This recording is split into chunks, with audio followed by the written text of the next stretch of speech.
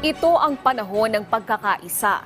Yan ang binigyang diin ni political analyst Professor Antonio Contreras sa panibagong sigulot sa West Philippine Sea.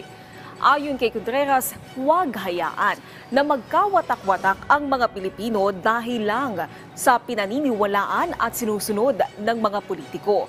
Tinawag naman niyang makakapalang muka ng mga Pinoy na kumakampi pa sa China at nagbibigay ng masamang opinyon sa insidente. Tilaan ni Contreras, sinisisi pa ang mga Philippine Navy sa nangyari. Piit niya ang totoong duwag ay ang mga Pilipinong hindi naninindigan para sa bansa pagdating sa isyu ng West Philippine Sea.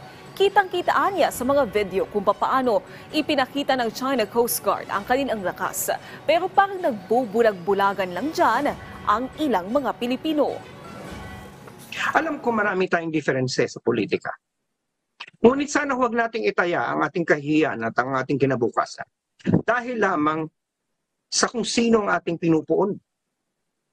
Sapagkat sinasabi ko po sa inyo, itong mga pinupuon natin, mawawala din yan sa politika.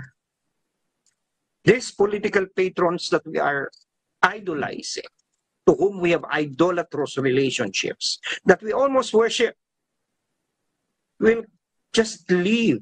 Some of them will soon die.